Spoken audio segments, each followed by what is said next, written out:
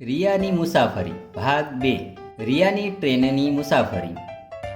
આગળના વિડીયોમાં આપણે જોયું કે સ્ટેશન પર શું શું હોય છે, કોણ કયું કામ કરે છે અને સ્ટેશનને આપણે કેવી રીતે સાફ રાખી શકીએ। પ્રસ્તાવના આપણે આ વિડીયોમાં જોઈશું રિયાની ટ્રેનની મુસાફરીનો અનુભવ। આપણે જાણીશું ટ્રેનના બહારના દૃશ્યો, ટ્રેનમાં જમવાનું તેમજ ટ્રેનમાં સમય વિતાવવાનું અને ટ્રેનમાં સૂવા વિશે।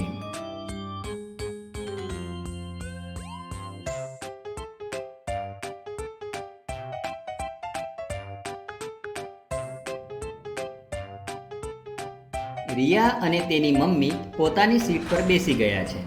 ટ્રેનમાં બેસતાની સાથે જ રિયાએ પોતાની બારી ખોલી નાખી અને જોવા લાગી બધી જ વસ્તુઓ વિરુદ્ધ દિશામાં દોડતી દેખાય છે।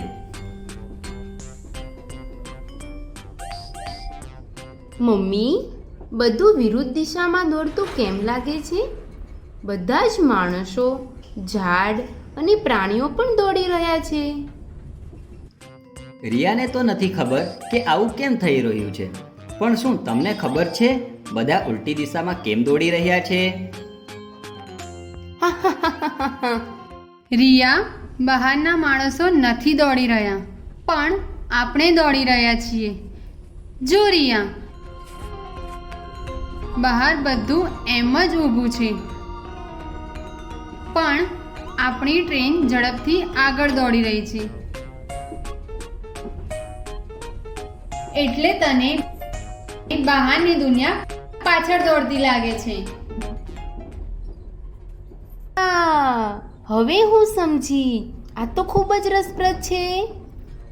શું તમે ટ્રેનની બહારની દુનિયાને પાછળ દોડતા જોઈ છે? એ જોઈને તમને કેવું લાગ્યું?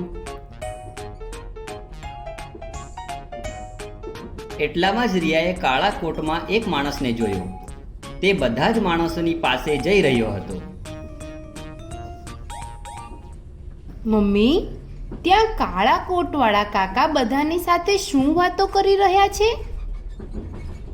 રિયા, એ કાકા ટિકિટ ચેકર છે। તે બધા માણસોની તપાસ કરે છે કે તે પોતાની નિશ્ચિત જગ્યા પર બેઠા છે કે નહીં।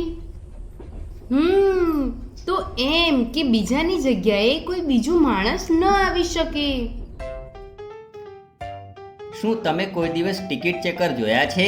જો ટ્રેનમાં ટિકિટ ચેકર ના હોય તો શું શું મુસીબતો આવે છે? બપોરનો સમય થયો હતો। ટ્રેન એક જગ્યાએ ઊભી હતી। બહાર કોઈ ચા કે સમોસા વેચી રહ્યા હતા તો કોઈ પૂરી શાક। આ જોઈને રિયા તેની મમ્મીને કહે છે, અરે હા, આટલું બધું ખાવાનું જોઈને મને પણ ખૂબ જ ભૂખ લાગી છે। રિયા, હું ઘરેથી ખાવાનું લઈને આવી છું, ચાલો આપણે બંને જમી લઈએ। પણ મમ્મી, જે લોકો ઘરેથી ખાવાનું લાવ્યા નથી તે લોકો શું ખાશે? રિયા, ટ્રેનમાં ખાવાની બધી જ સગવડ હોય છે। ટ્રેનના રસોડાને પેન્ટ્રી કહે છે। ટ્રેનમાં માણસોની સંખ્યા અને જરૂરિયાત મુજબ ખાવાનું બનાવવામાં આવે છે।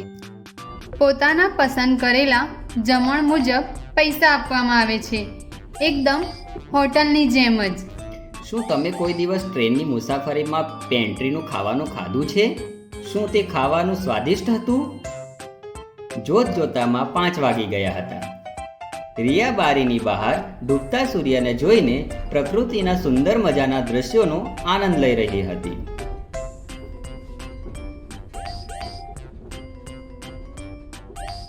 હા મમ્મી, બહાર જો, કેટલું સુંદર લાગી રહ્યું છે। સૂર્યના કિરણ કેટલે દૂર સુધી ફેલાઈ રહ્યા છે। હા, બિલકુલ રિયા, ટ્રેનની મુસાફરી કરતી વખતે આપણને પ્રકૃતિના ઘણા જ સુંદર દ્રશ્યો જોવા મળતા હોય છે। રિયા અને તેની મમ્મી બંને મળીને ડૂબતા સૂર્યને જોઈ રહ્યા છે।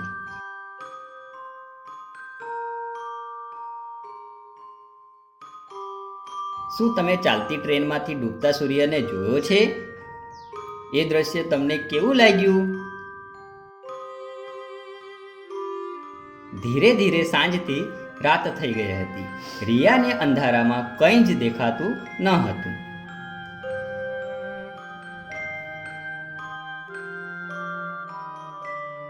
મમ્મી, બહાર અંધારું થઈ ગયું છે તો હવે મારી પાસે કંઈ જ કામ નથી, તો હું શું કરું? એટલા માટે જ હું તારા માટે એક ચોપડી લાવી છું. આ તો ખૂબ જ સરસ વાત છે. ટ્રેનમાં આપણે મનોરંજન માટે શું શું કરી શકીએ છીએ મમ્મી? ઘણી બધી બાબતો છે રિયા, જેમ કે ચોપડી વાંચવી, અંતાક્ષરી રમવી, લોકોની સાથે મિત્રતા કરવી, લોકો સાથે વાતો કરવી અને મમ્મી પાસે વાર્તાઓ સાંભળવી.